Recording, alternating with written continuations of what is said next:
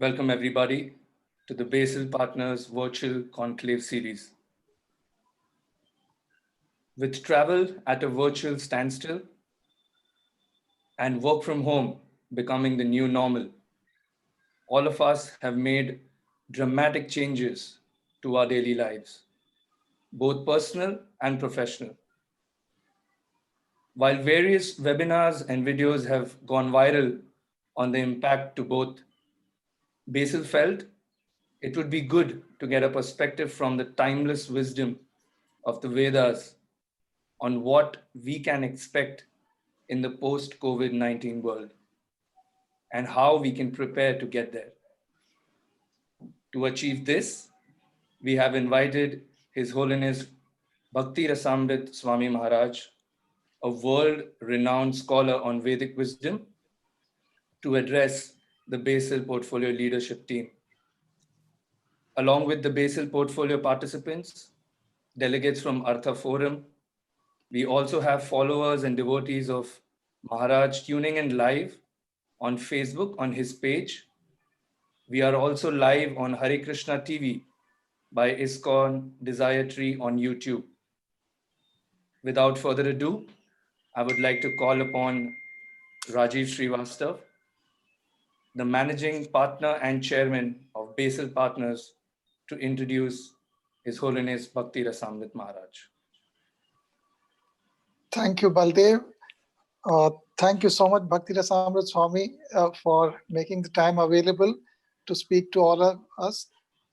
My fellow colleagues at Basil Partners, thanks for organizing this. Sanjeev, Samir, and the team.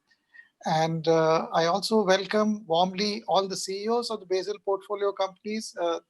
Thanks so much for joining in on a Saturday morning. I know all of you have busy weeks. Very briefly, Bhakti Rasamrita Maharaj is, a global spiritual leader. He is a great proponent of Vedic teachings, and most important, its relevance in the modern context.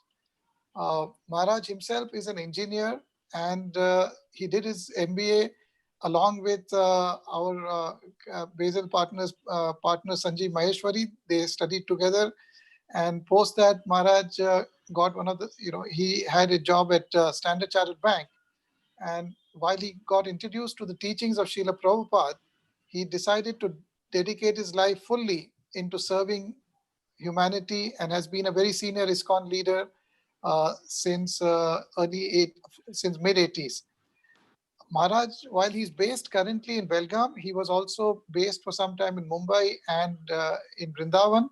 He travels extensively to the US, Europe, Australia, Russia, Central America, and has spoken at various corporate events. I remember events at ENY. He spoke also at various universities and colleges, both in in the UK, in Australia, as well as in many management and medical colleges in India.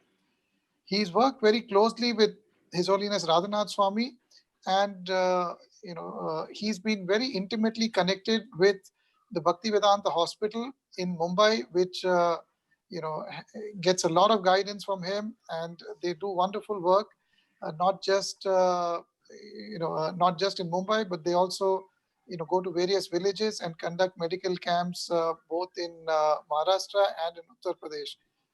Maharaj is also very closely connected with Govardhan Eco Village. And in fact, all the Basil team will remember that we've had both our conclaves in 2018 and 2019. We had them at the Govardhan Eco Village. And, some of you may have even had the opportunity to meet Maharaj there. Maharaj also has a very unique program called Venu Madhuri, which he has, pioneered even before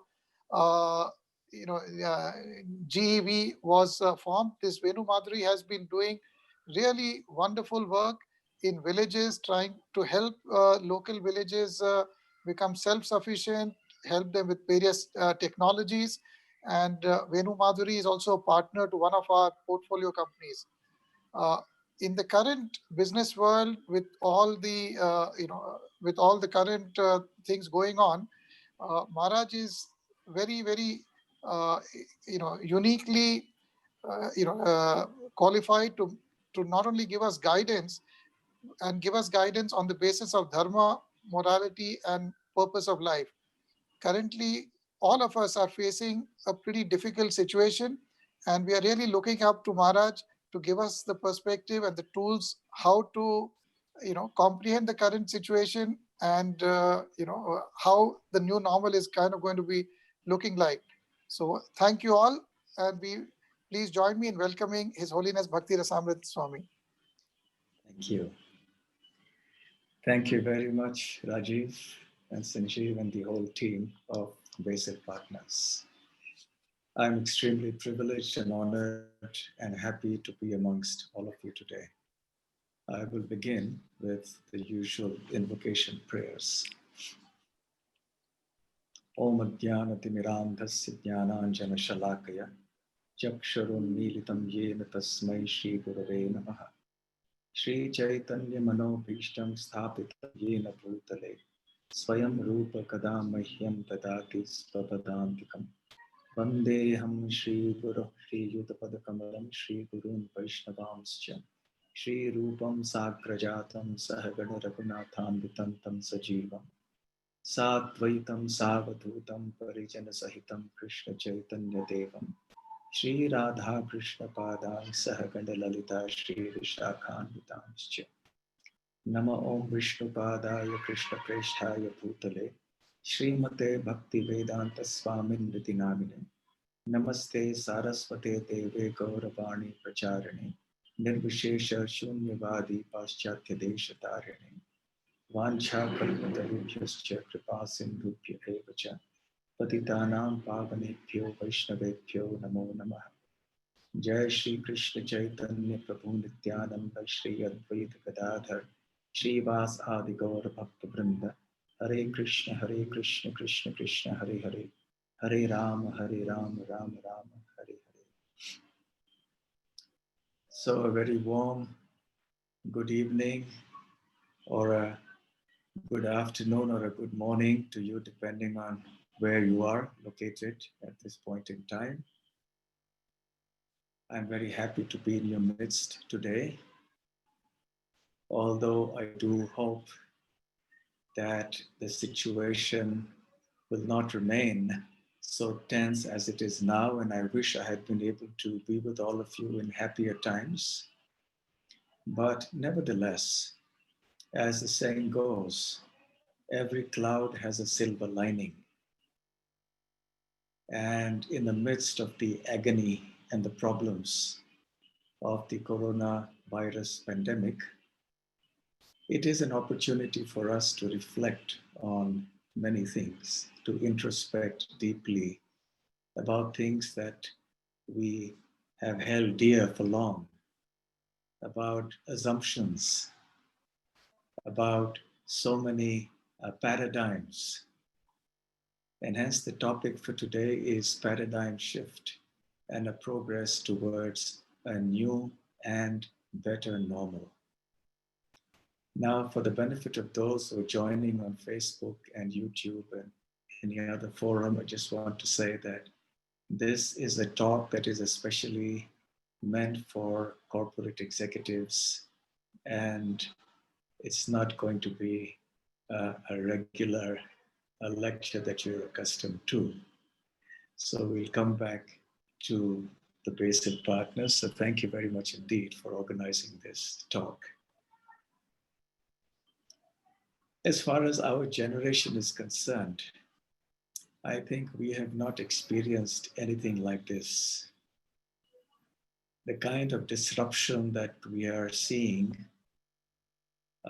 has not been seen since the 1940s, when we had the Second World War, and then we had in the subcontinent here in India, we had the partition and the traumatic events that were connected to that. And there have been various other events, but nothing quite in the same league as this COVID-19 pandemic. The sheer scale and the global spread of this disruption is not in the living memory of most people today. The last we would have scene of something like this was in the 40s. So what I propose to do is to, in the course of my short talk, briefly touch upon the consequences this pandemic has had in terms of the psychological aspect for people. And this applies also to corporate executives. I will speak very briefly on some common sense measures to cope with this pandemic and to deal with the problems that arise therefrom. I will also speak about why it is important for us to think about the causes, both the superficial causes and the deeper causes for the situation we find ourselves in today. We will discuss our current paradigm of life and also discuss the need for a newer paradigm, a better paradigm.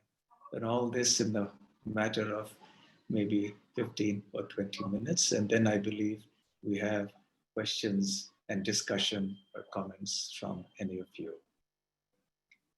So from what I have been reading and hearing and witnessing in the last few months, there are a few words that pretty much describe the psychological characteristics of most people who are affected directly or indirectly by the COVID-19 pandemic. The first is fear of varying degrees. Fear about one's health and life, for oneself, as well as for our loved ones, especially children and the elderly. There's always the fear that they are more vulnerable. And even if I step out of the house for some essential work, I might unwittingly bring back the virus, and that may affect others at home. It may affect me as well. So this fear has been something quite strong, especially in the areas where the pandemic has been quite widespread. Then there is insecurity. There is insecurity about jobs, about livelihood, about education, about career. And there is anxiety about what the future holds for us, what will happen in every respect to the world. What will the future world look like for us and for our children and the future generations? There is a sense of frustration as well about all the restrictions that have been imposed upon all of us as a result of this pandemic. The lockdown, the confinement to one's own home, the disruption in our lifestyle. We've been accustomed to doing so many things, moving out at will, going to parks, going here, going there, doing our work, getting about our life. But now there is such a restriction. It causes enormous frustration and overall the kind of mental health issues that have been happening all over the world because of being confined at home and not being allowed to step out is very significant. Then there is also stress. Ironically, people seem to be working harder now, especially those in the corporate world and who are connected through technology. Those who are like, say, shopkeepers or small traders and small businessmen and so on, perhaps they have some time on their hands, but they have stress about how to earn their daily bread. They have stress about where the next meal is going to come from. But as far as those who are corporate executives and others working in offices who are connected by technology, the stress seems to be coming, ironically, from increased working hours. When one would have thought that at least the time that is usually taken up in commuting will now be saved when you work from home. But actually, people are working longer hours, and this is the kind of feedback I've been getting from people in many, many places all over. And all the more, there are no sacrosanct times anymore. Any time of the day, any time of the night is a good time to call, is a good time to arrange a meeting. So one is expected to be available all the time for meetings. And then on top of that, one has to manage the emotions of the members of one's team. So there are all these different issues going on everywhere. And depending on where you are physically located, or your own circumstances, perhaps these characteristics may be seen in lesser or greater degree, but essentially they're there everywhere. So now that we are in this and it's here for a reasonable length of time, the coronavirus is not about to go away tomorrow. It's going to be with us for a reasonable length of time. Some estimates say at least a year. More optimistic estimates say perhaps 6 months at least, or a few months. But in any case, the conclusion is that we have to learn to live with it. You know, one of the things of success in life, whether it is on a material platform or a spiritual platform, is that one learns to convert adversity into opportunity for betterment. You know, anyone who has succeeded in life will have done that, because adversities will come at every step in life. Without being invited, difficulties and challenges of their sort, of all sorts, they confront us. And we have to respond. When we accept defeat in the face of challenge, then we do not succeed. We cannot go ahead in our desired endeavor. But when we try to convert that adversity into an opportunity for doing something which will be beneficial, then that is a sign of intelligence and a sign of the positive spirit. I quote this example often, that one of our devotees who was in charge of our temple in London, unfortunately, he passed away out of brain cancer a short while ago, not out of coronavirus, but he already had an underlying problem. In the very last talk that he gave, which is a very inspirational talk, considering that he knew that he had only a short time left to live, he said when he went to the hospital for the first time in relation to his ailment, and he was asked for his blood group, and he said that my blood group is B positive. Now, as you all know, there are 8 types of blood groups, you know, A positive, A negative, B positive, B negative, and so on and so forth. So then he said in the course of the talk that he didn't really know whether his blood group was B positive or not, but his point was that B positive, BE positive, was his mantra or his formula for success in life. And that was what he adhered to most of his life. So in the midst of all this negativity and all the other psychological aspects of COVID-19 that I just enumerated earlier, it is very important that we retain a very positive approach. Nothing is to be gained by succumbing to negativity except more negativity, more depression, more anxiety, more fear, more stress, and so on. So there are obviously common sense measures to deal with such situations. And I'm sure you've been hearing and reading about many of these.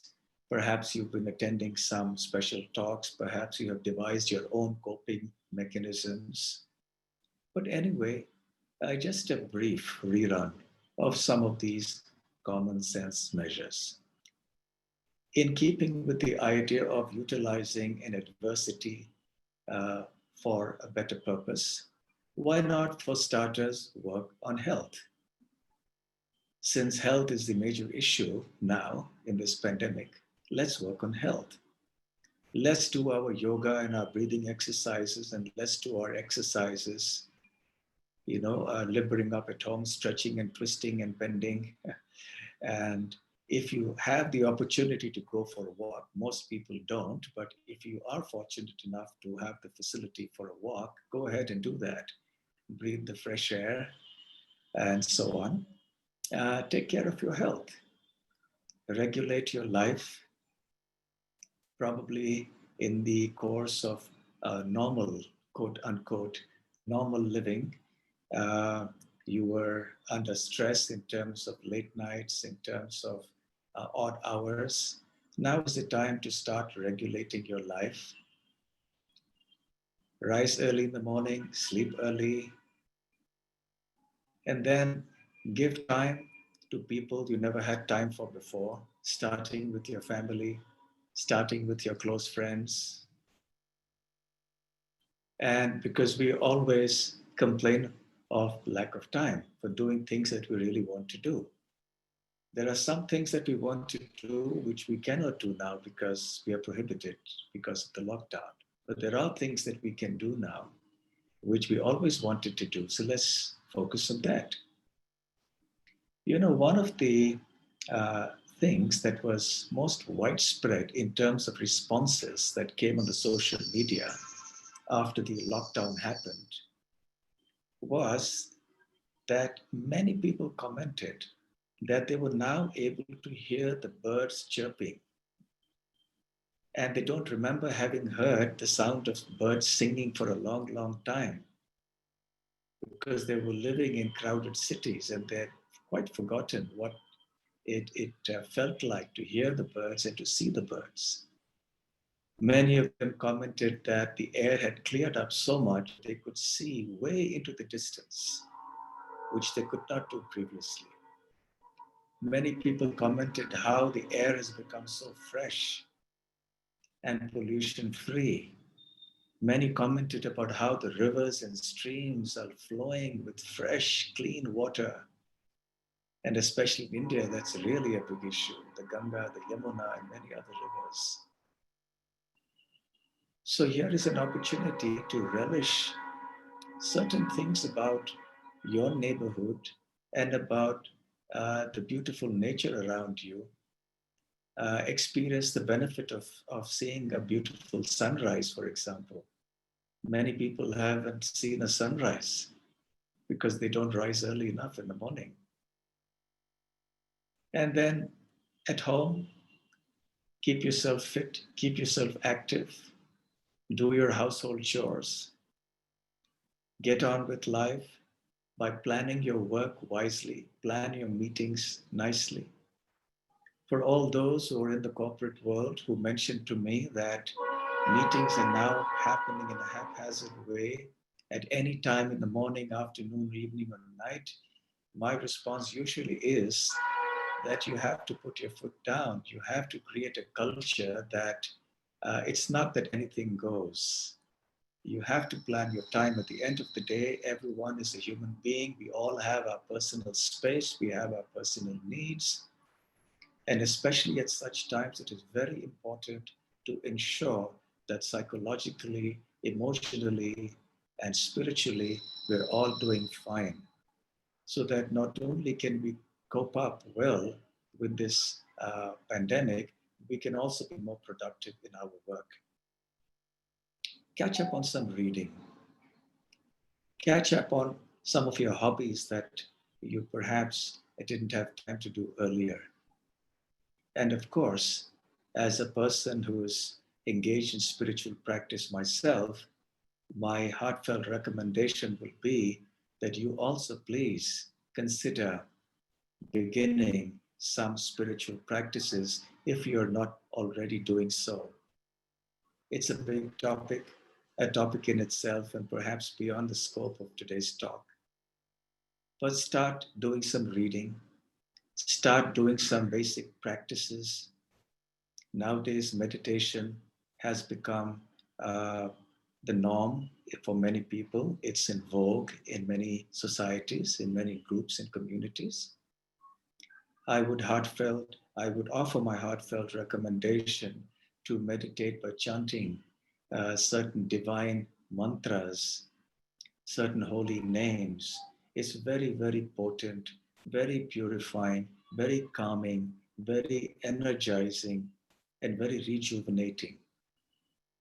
It makes one feel blissful. So I would encourage everybody to take to this process of what is called mantra meditation.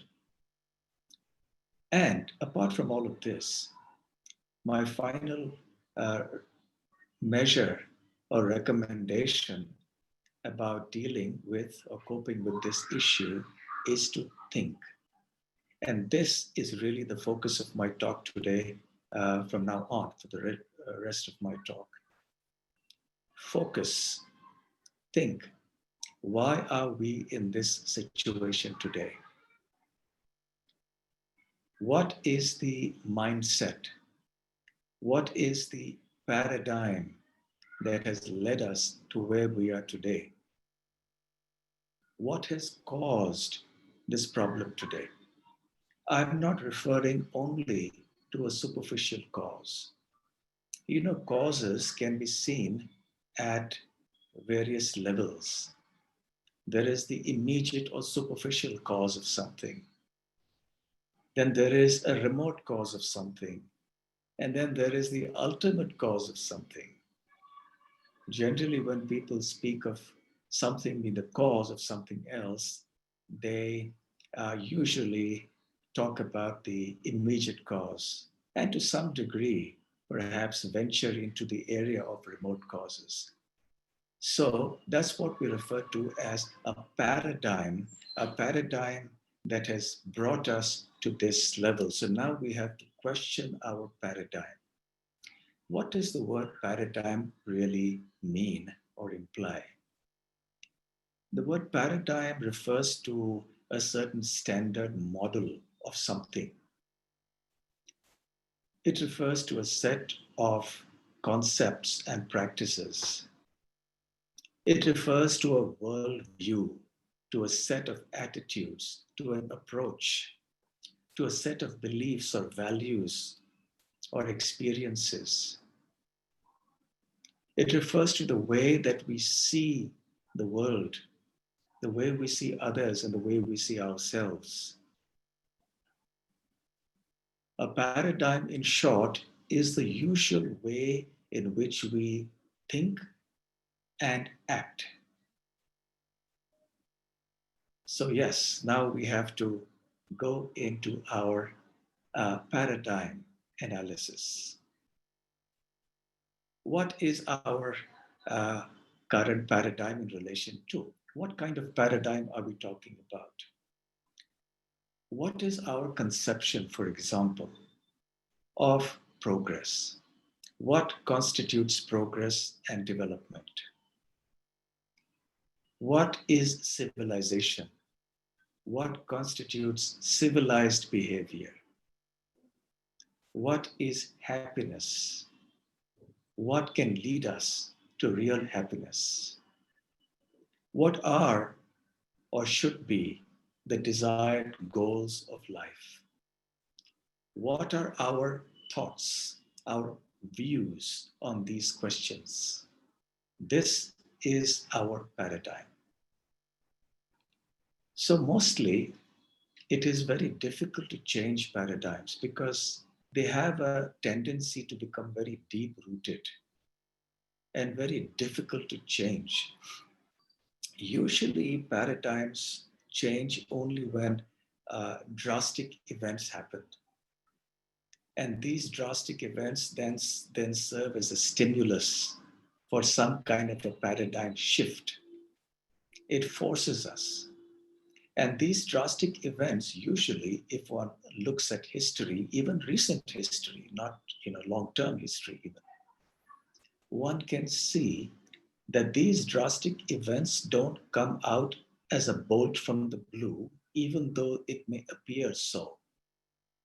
These drastic events usually have some history of issues or problems. And these problems have grown and accumulated to a tipping point. So the drastic events that force us to look or examine deeply our existing paradigms usually happen at a tipping point when we have done things to such a degree that nature reacts and nature responds. So this COVID-19 pandemic is also now making us reflect.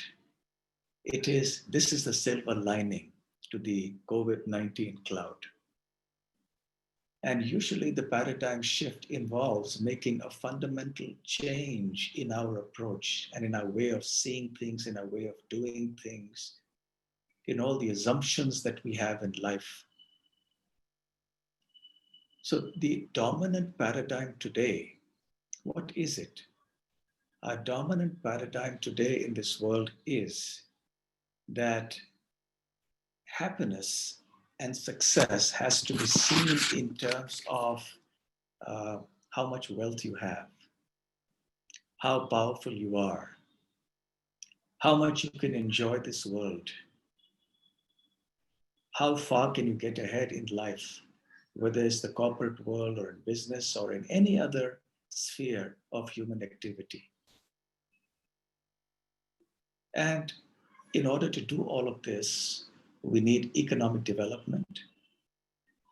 In almost all public discussions, whether on television or on the internet or just socially even, discussions on the topic of progress and advancement usually speak about economics and about technology, about commerce. The fulfillment of material needs is considered the defining criterion for success and let's say a happy civilization or a society. And technological advancement plays a very important role in this scheme of things. And if you ask people in general who haven't thought much about this, for them, progress is determined by what kind of technology you have. Just 50 years ago, we only had this. We had a telephone that was like this. Today, we have a telephone that's of this nature. Our computing power was such and such 40 years ago. Today, it's so and so. Our space attempts to go into space was at this level some years ago. Today, we are at this level. Our technology in construction and in genetic engineering and this and that, and so many other areas. So we measure progress and development and success and so on in terms of all these criteria. Therefore, we have all these quantitative measurements of GDP and GNP and employment ratios and inflation figures and so on and so forth. So economic criteria, technological criteria, enjoyment criteria, these are the stuff, so to speak, of which our dominant paradigm for the world is made. And to do all of this, we have assumed somehow, even if not consciously, that exploitation is all right. Now, it may not sound very good to us to hear this. And we may all feel that we are not the type who exploit. It hurts our sensibilities that we also could be part of a society that is an exploitative civilization. But the fact of the matter is that we are so integrally connected and so intimately a part of this exploitative civilization that we do not even realize it. This exploitative tendency and practice has permeated so deep into every little aspect of our life and into every different nook and cranny of our consciousness that we don't even realize it. Just look at everything we have in our life today. Is it a sustainable thing? Can we sustain this life, quality of life, this standard of living. The resources of nature, common sense will tell us, are not unending. They are limited. They are going to get exhausted sooner or later. So what are we going to do then? What will be the condition of the world by the time we are done with exhausting the resources of nature, by which we're making all our technological gadgets, making our big buildings, our transportation infrastructure, including our vehicles, our aircraft, our roads, and everything else. And it's not just about exploiting inanimate aspects of nature, even living beings, the animals. One of the wide theories that are widespread today about the origin of the corona pandemic is, as you know, the wildlife markets, the wet markets in certain places. And that's a topic in itself, of course. But what to speak of our wild exploitation of animals, birds, and other living life forms, the kind of massive cruelty we're inflicting on people. Do we expect all this to happen without a boomerang effect, without a blowback? And what about people?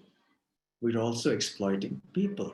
And in the course of doing all this, there is an underlying assumption, unstated, unarticulated perhaps at times, something that we've digested so much into our consciousness that we don't even consciously become aware of it. The underlying assumption is that this world is there for me to enjoy. And this body is the vehicle through which I will accomplish this. So, in short, we have a materialistic view of life. There is a lack of the spiritual understanding of life. Today, people are examining the ways in which realignment on a massive scale is going to take place and is taking place in various fields of human endeavor. Beg your pardon.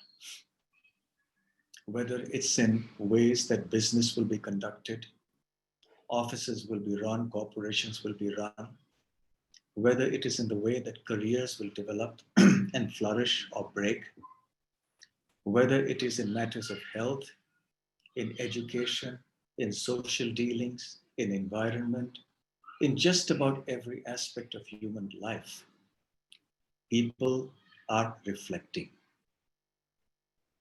People are speaking about paradigm shifts. Just a few minutes before I came onto this talk, it struck me to do a quick Google search for paradigm shift COVID-19. So I just did, I keyed into my computer, paradigm shift COVID-19. And I had a host of hits of everybody in these different areas examining what kind of realignment and paradigm shifts would be necessary in these different areas. And people are coming to certain conclusions, and I'll just mention a couple of them. One of them being that we have to have a more compassionate world. Rajiv was mentioning that in Singapore, perhaps people are being aware that there is a migrant community there, an immigrant community of workforce, and they have been kind of kept in a certain way, not in the standard, they don't have the standard of living that the rest of the city has. But the epidemic is spreading and it's not sparing anyone, and it's going to spread even to the richer sections of the society. Whether here in India is the migrant labor, which has been one of the defining images of this pandemic here, we're realizing the problems of urbanization, of heavy urbanization, of intensive industrialization. We are seeing the perils of denying the importance of the source of food, which is the village, of self-sufficient living. So we have all these issues coming up of people in India, for example, who are accustomed to domestic help, now realizing that they have to do everything, and they're thinking, what would life of these people be like? They're becoming more sensitive now. They're becoming more compassionate. So drastic events in which we feel helpless make us go deeper. So we are moving in a direction of a better normal, hopefully, that normal where we will be a kinder, more compassionate, more considerate, less exploitative world. We hope that the new normal will be one in which there is less greed, less exploitation, there will be less glitter, there will be less ostentation. We are hoping for a new normal where there will be more spirituality, there will be more deeper reflection, more greater harmony with nature. This is a kind of new normal that humanity must move towards. A transition from a paradigm based on materialistic consciousness to a paradigm that is based on spiritual consciousness. I have overshot my time, I think, and I think I'll conclude here. And I wish, I hope, and I pray that all of you who are with me today in this program are well, safe, and healthy, and that you are also able to utilize your time and your energies very productively, and you're keeping a very, very positive approach. Once again, I thank Basil Partners for organizing this program and for inviting me here. And I think now we leave the floor open for some comments or questions if time permits. Thank you so much, Maharaj, for those profound words. Yes, we are running out of time, and we do realize that you are also on a tight schedule. We shall move on to the first question. I would like to call upon Sham from Axion to go ahead with his first question, please. Thank you, Baldev. Maharaj, thank you so much for your succinct talk and giving us the pointers to look for blessing and opportunity in the current situation. So, Maharaj, I am a firm believer of doing business with integrity and the positive effects of karma, that is our actions and decision on our business outcome. My question, Maharaj, is that during these tough times, the tendency is to justify our inclination to compromise on integrity in the name of situations. So how do we stay firm and not compromise on our integrity and principles, while at the same time ensure stability and success of our business and accomplish our duties properly? Thank you, Sham. It's a very important question. We are either inborn with certain things, we are born with certain traits, certain natures, which is then our defining nature usually. But there is also a large element of our personality and our psyche that is also cultivated, influenced by the environment. So, to some degree, there are some people who are just born with that kind of a nature, who give great importance to integrity, to doing things in a certain way. But because we're all living in this world and we have our human frailties, so that needs to be reinforced by an appropriate supportive situation. in terms of what kind of intellectual inputs are we receiving? What kind of company are we keeping? What kind of paradigms are we cultivating in our life? In the language of the Bhagavad Gita, which is the prime Vedic scripture coming from India, we learn of three modes of nature, three qualities of nature: the mode of goodness, the mode of passion, and the mode of ignorance. Now, people who are governed or influenced by different modes will act according to those modes. The characteristics that, or the features that you mentioned, are actually characteristics of the mode of goodness. So, in order to do that, to be what you said, we hope everyone will be in the world today, it needs a greater cultivation of the mode of goodness. By developing a lifestyle that is in the mode of goodness, habits and practices that are in the mode of goodness, a diet that is in the mode of goodness, a process of thinking, our entertainment, and everything in our life that's in the mode of goodness, that will actually facilitate this spontaneously, automatically.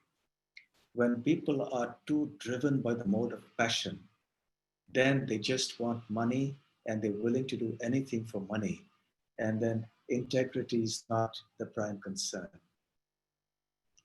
So therefore, a cultivation of the mode of goodness by cultivating spiritual knowledge would be the best way to see that we have sustainable integrity in the corporate world or anywhere for that matter. Thank you so much, Maharaj. Okay. Thank you, Sham, and thank you, Maharaj, for answering that question. And Yukta Vora from Apar Technology with the next question, please. Thank you, Maharaj. It was really nice Thank you. to hear your thoughts on the current situation and give us a different perspective to think of. So my question today is that everyone's been talking about something called social distancing. We've heard that very often. How do we stay socially distanced from people, but still be spiritually connected to our teams? Is that really possible? And if yes, how do we do that?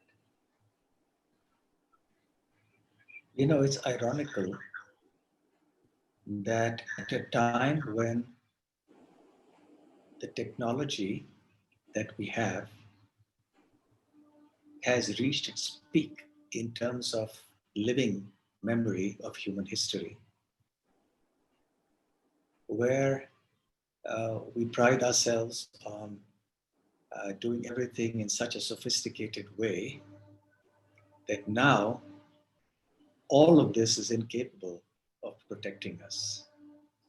And we have to take recourse to rather primitive means of covering our noses and mouths with face masks and then keep distance from people. So it goes to show the frailties of human endeavor. It is a humbling thought. It is a thought that at the end of the day, we need people. Technology is a means. Economics is a means, necessary as they are, but at the end of the day, they are means. And if the means become so overwhelmingly important to us that we confuse them to be the ends in themselves, then nature brings us to a point when we are forced to realize the inadequacy of our paradigms. So we realize now that we are forced to distance ourselves socially from people, but still we have to remain connected with them. We are, as the saying goes, social animals. So we are living in the midst of people. We cannot live in isolation, in solitude, in the cave or something. So now that the pandemic is in full force, we have to just follow the norms of social distancing, because that's the only sensible thing to do at this point. And then we can indeed take the help of technology to keep in touch with people. And when the so-called normal life commences, perhaps there will be opportunities to meet people, but we will still have to be very cautious about the distance we keep from people. And even afterwards, even after 6 months or a year or 2 years, whenever we meet people, at the back of our mind, this will be there. What if this person is a carrier? Or what if I am a carrier of the virus? And then some new virus comes up tomorrow. Yes. So it really makes us understand that we have to take shelter of some higher spiritual things in life.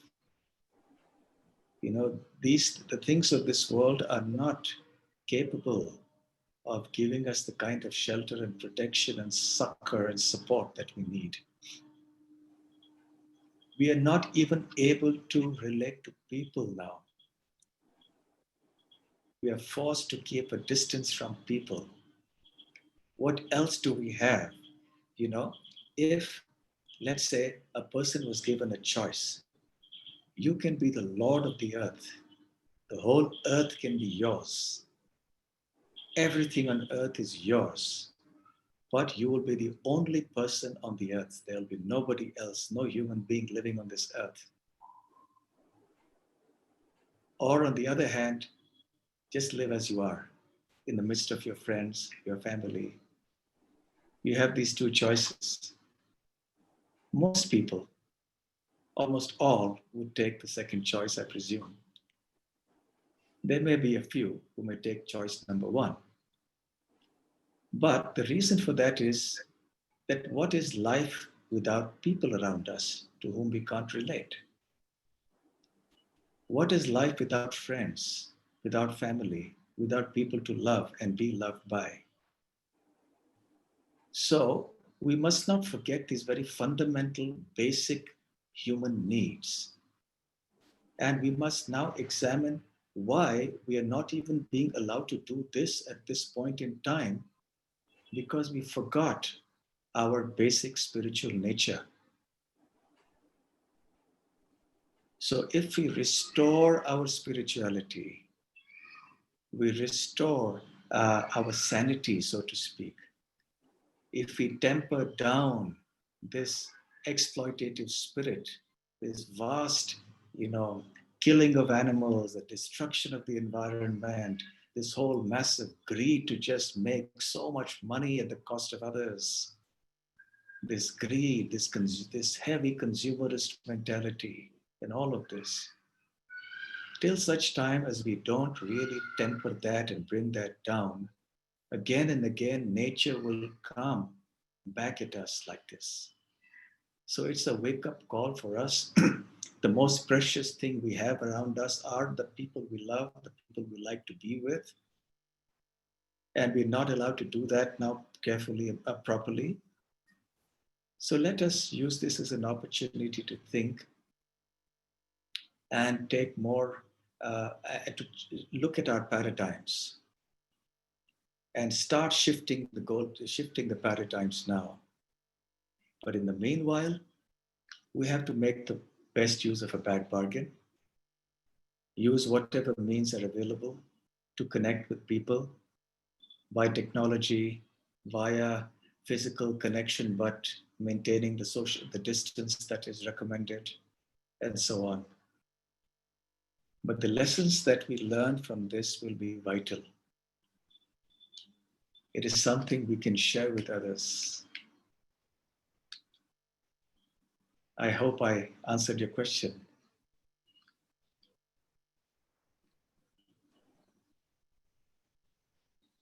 Okay. Thank you, Maharaj. Would like to call upon Sumit Ganguly from GAVS Technologies with his question.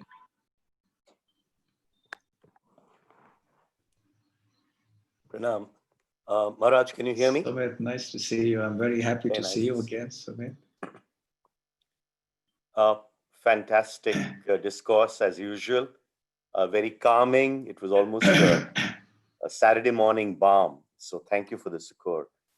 But I'll take the liberty of giving some contra, and I know I can afford to do that. How do you reconcile science and religion? And especially in the US, we are seeing significant platform of religion being used to refute science, which is palpably true.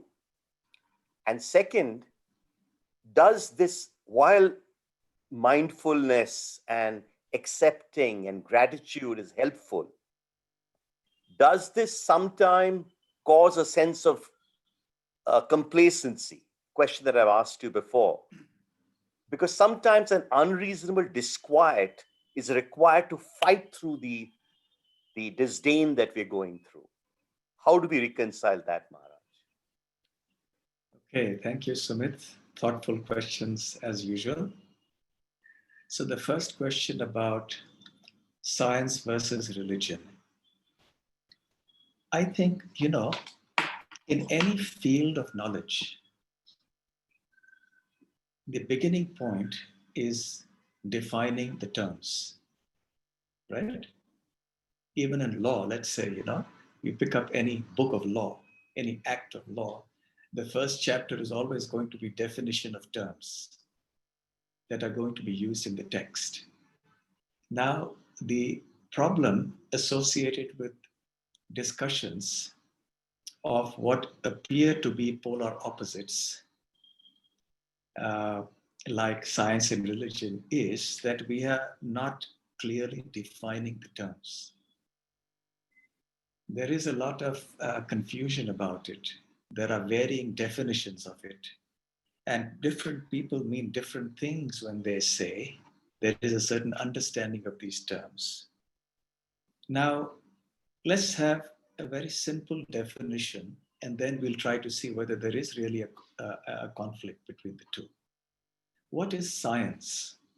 Now, I don't know how the dictionary defines it. I haven't come here prepared with the dictionary definition, but I'm sure you'll agree with me when I say that science is the study of the world around us. Science is a means to understand things as they are. Is this an acceptable and reasonable definition of science? One, what is religion? True religion. People may have, again, differing concepts and ideas of religion. Religion is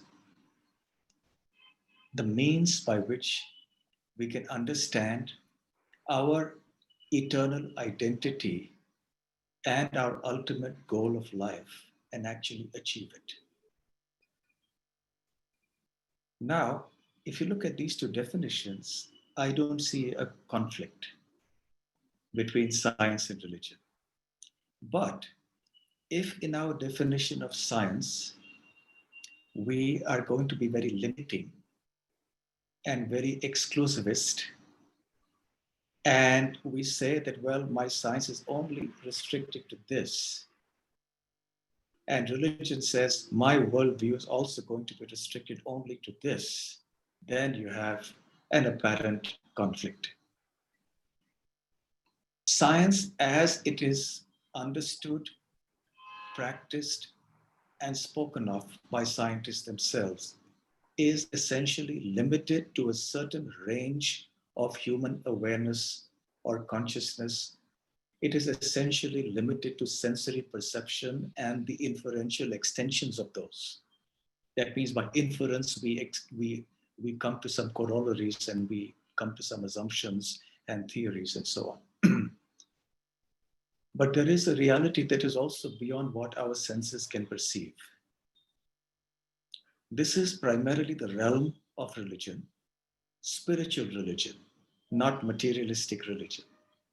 I will categorize religion as materialistic religion and spiritual religion. People who have complaints about religion mostly have complaints about materialistic religion. but they do not have an adequate understanding of spiritual religion, which is actually the true religion, which is the essence of religion. So these essential features of religion have to do with a realm or a dimension that is far beyond what our senses can reach.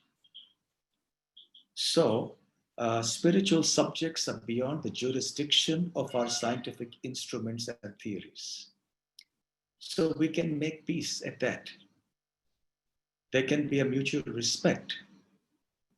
For example, as a practicing spiritualist, where I'm using the technology that is a product of modern science, in times of need, although I try to avoid it as much as I can, but when I really need, I will take some medicines which are made by the modern pharmaceutical industries. I would naturally prefer more herbal and natural remedies, but there are times when I may have to do that. So I may take recourse or I may take help from some products of modern science, understanding that it has a certain place in life, in this world. On the other hand, a person of science must also understand that there is a certain domain to which his or her reach is restricted. And at best, the person of science can say about matters that are beyond that domain, beyond that range, that I don't know. But we cannot make categorical assertions that God does not exist, for example, is an assertion that is equally unprovable. You know, so therefore these conflicts arise because of some kind of confusion about the definitions of the two. Our founder Acharya Srila Prabhupada said, you know, we have no quarrel with science. Science studies the creation. So our wish is that you would also be eager to study the one who has made this creation. And he would point out to a rose and say that look at the beauty of this rose. People would pay millions of dollars to buy a painting of a rose by some very famous artist because they value his artistic skill. But would they equally value the one who has made the original rose? What kind of artistry is required for that? So when we reflect on the creation and connect that creation to a background, the creation doesn't just come about like that. You know, there's always, it's intellectually more challenging to assume that something came out of nothing than to assume that something came out of something. So this conflict of science and religion, perhaps on both sides, that means the side of science and the side of religion, comes about because of these definitional problems. So if we understand that, then we can harmonize the two. Thank you so much, Maharaj. We'll go ahead with the next. We have two more questions. We have Dheeraj Bharadwaj from ITC with his next question for you, Maharaj. Okay. Hi, thank you so much, Maharaj, for your wonderful words and session. Maharaj, the question what we have here at ITC is, and I think you very rightly mentioned that in these times, in this whole digital worlds, we are getting more and more attached to the technology, and there has not been any structure to our lives when our day starts, when our day ends, and we are working in isolation. This has actually added, when I speak to our employees and customers, it's basically from a business leader perspective, it has added stress on us on the revenues, profit margin. So how as leaders we can de-stress ourselves and also make sure what kind of a communication, what kind of a message, what we need to give to our employees, our customers, our suppliers, our partners in this time. Maharaj, we would like to know more on that. Thank you. I think one message to give them is stay positive. As I mentioned in the course of the talk. And also the point that I mentioned about introspect, about let us think. Let us use this opportunity to go deeper into our lives personally, professionally, and appreciate that the solutions that we have devised for rectifying the problems of this world, the mistakes, or rather the issues of this world, are fallible soldiers.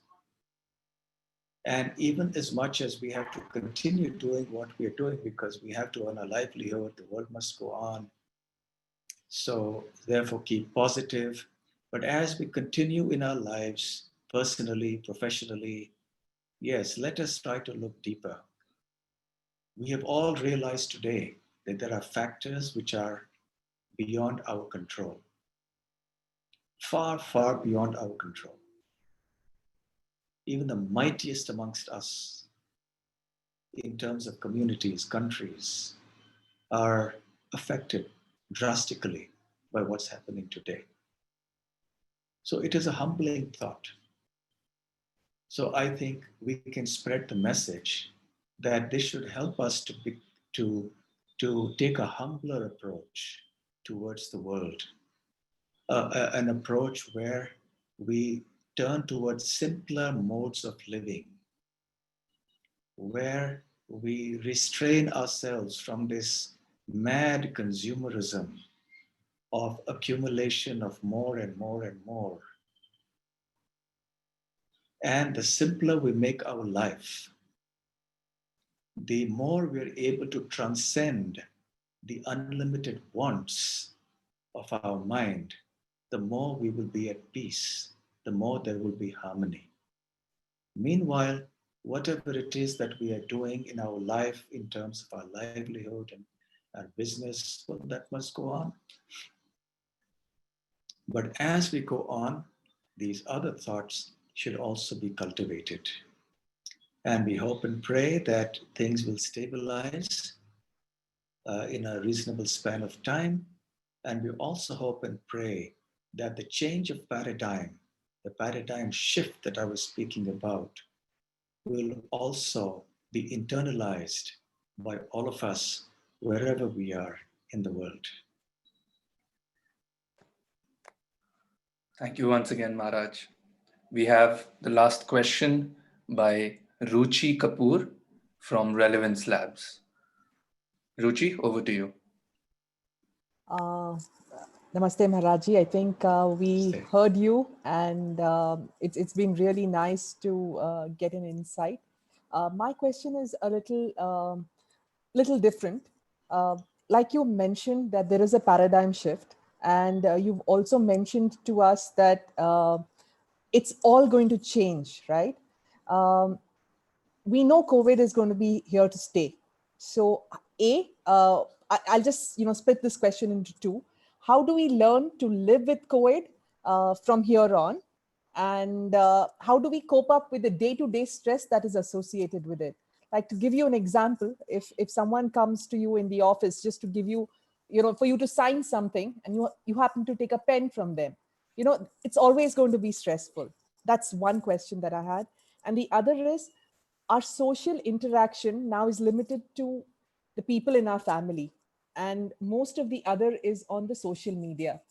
And there is a lot of stress related on social media as well. It could be calls, it could be Facebook, LinkedIn, WhatsApp, etc. How do we learn to balance out all of this? Right. Thank you for your question. Well, you are right. At every step, we will have to re-examine what we have taken for granted, what we have perhaps considered so insignificant and casual, even like taking a pen from somebody's hands. And now we're thinking twice, oh, should I take the pen from this person or not? Just see the kind of drastic effects this pandemic is having, it has permeated into the smallest things in our life. You know, I was talking to somebody the other day, and that person said, I'm just tired of washing my hands every time and doing how can I continue my life like this? I cannot do this anymore, because that person has to go out to work. He's in one of the essential, what is considered the essential services. So that person said, I'm doing my best, but it's just sometimes impossible to do it, to continue. So I would say we have to take our precautions. Prevention, an ounce of prevention is worth a pound of cure. And this is where our traditional medical systems like Ayurveda come into play. I have been recommending a lot to people I am in touch with that when it comes to prevention, our natural health systems are excellent. Our traditional health systems. And we should try to integrate more of these practices into our lives, because they're especially good at prevention, lifestyle management. We should learn about how to lead our life from the time we wake up in the morning till the time we rise again the next morning. We have to go into every aspect of our life, how we sleep, when we sleep, how we bathe, what we do the first thing in the morning when we wake up. So we will have to start rethinking everything in the light of certain wisdom.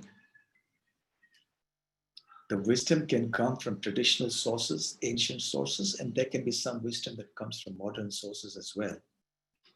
And we should blend the two and mold it into our life. And at the same time, to take to a spiritual path in seriousness, understanding that this world offers no relief. This world is not a place of happiness. And all the religious scriptures of the world state this again and again. People may talk of the differences amongst different religions, but there are so many commonalities. And this is one factor that you will find everywhere, that every scripture states that this world is a place of misery, which indeed it is actually. So when we are confronted with such a reality, then we should face it with wisdom. Not that because it is a place of misery, we would become depressed and we would adopt a defeatist approach towards everything, but we cultivate the proper knowledge by which we will be able to not only face the challenges of day-to-day existence at a material level, at an emotional level, at a spiritual level, but also that will help us to get along in our life and eventually make our life a success. So you're right in the sense that even little things in life will now need to be examined. You have to be careful. But at the end of the day, how much of that can you do? But as much as possible, nature is teaching us the merits of cleanliness, of hygiene. So these are things that have been there in traditional cultures. In India, for example, we have this system. Washing our hands is not a new thing. If you look at Ayurveda, it tells you every time you wash your hands, how many times before you take your meals, and even cleaning ourselves, and every little thing of life, what our grandmothers would have told us. We can now relate to it because all these habits of hygiene and so on are all there in the tradition. Ironically, with all our technology and all our sophistication, we have become more unclean.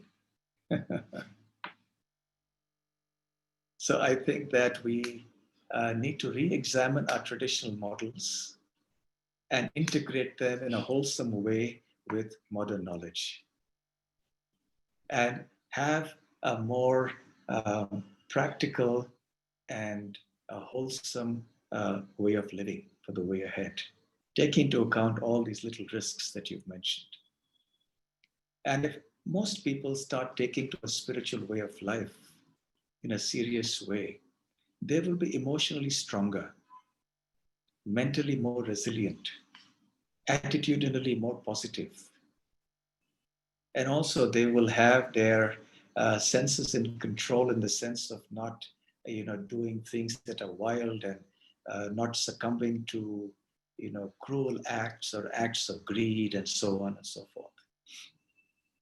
So it's a long haul, but Mother Nature has pointed the direction very clearly and very firmly for all of us as a human race. And it is only to our peril that we will neglect this advice from Mother Nature. Thank you once again, Maharaj. With your permission, one last question from hundreds of viewers. We've selected one top-rated question, if you're okay, Maharaj. Sure. So the question is, these are truly unprecedented times. We are seeing many firms letting go of their employees in hundreds. As leaders, what is your advice, Maharaj, about taking similar tough decisions while being compassionate to our fellow colleagues? A tough question. A tough question. Well, if your business doesn't survive, if your business is not viable, is not able to make ends meet, then you're not going to be in a position to continue the business. And whatever number of employees you have will not be able to be sustained by the company. So at some point, the company has to take a call about whether some employees have to be asked to leave or not. It is very unfortunate. It is tragic. It is painful. But if that means that that's the only way the company can survive, and those who are remaining in the company can have their livelihood, and those connected to the company in terms of the suppliers and the customers and so many others who are associated with, they can have their livelihood, then what to do? The least of the evils has to be done at some point. That said, I would say that in a spirit of genuine compassion and extending ourselves, we should try to keep this or such decisions in abeyance, or hold them off to the extent that is possible, to a point that we really can't continue anymore. And we should try to look at ways and means to retain our employees as much as possible. But when it's not possible, well, what can be done? So that's the answer at one level. At another level, I will say again, the point I was making about rethinking our fundamental assumptions about the way we are living, our economics, our commerce, everything about what we consider to be progress, what we consider to be a sophisticated, advanced civilization. We have to rethink our assumptions pertaining to all of these. And perhaps we may realize that, we always held a farmer in disdain, thinking that because we were maybe in the corporate world, or we were doing something in big business or this or that, that a farmer, especially in a place like India, for example, is an occupation that is not very desirable. But now we're thinking that yes, perhaps if a farmer should also get the equal respect, equal dignity, because it is a farmer who's feeding us the grains that we eat. And at the end of the day, as our founder Acharya Srila Prabhupada said, one cannot eat nuts and bolts. One needs grains, one needs food products that come from the land.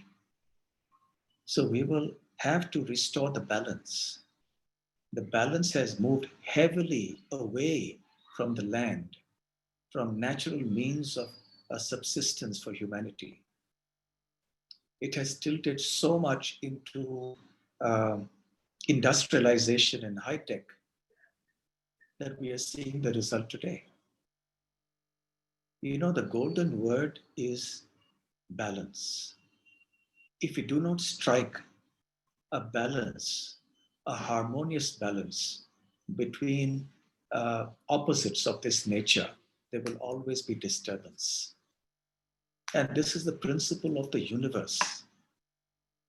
You know, if the earth were just a little further away from the sun or a little closer, life could not have existed as we know it on earth.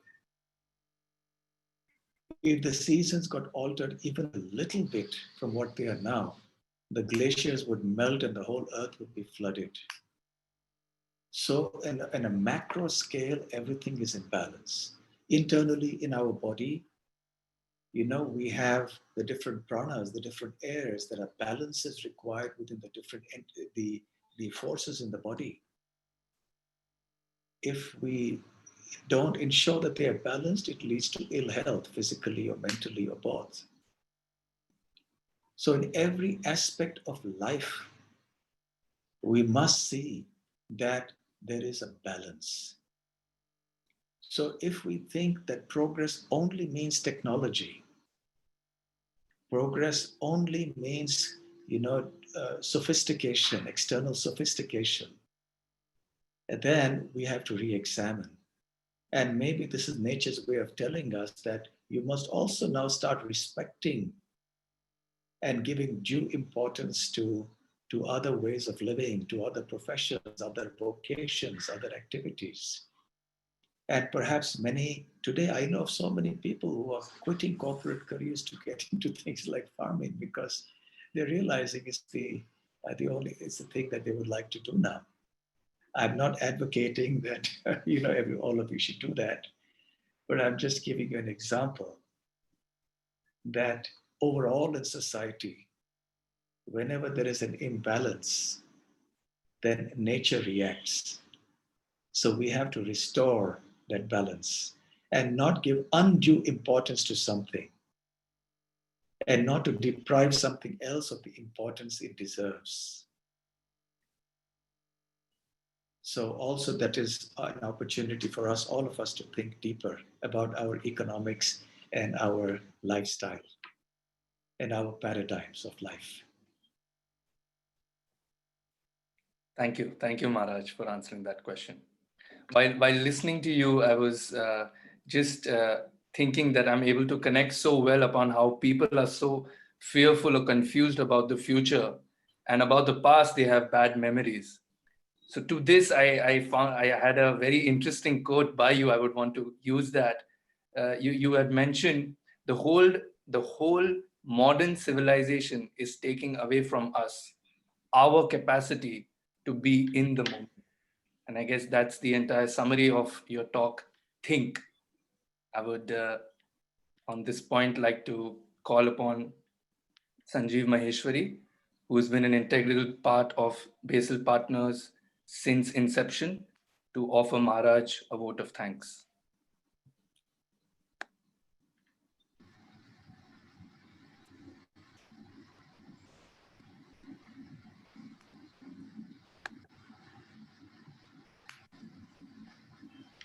Sanjeev? Yes, I'm there. Can you hear me? Yes, we can hear you. Okay. So Maharaj, it has been an absolutely calming experience, and it's my privilege to thank you on behalf of the entire Basil team, the portfolio companies, and I'm sure there are multiple listeners who have through Facebook and YouTube. It has just been a wonderful experience.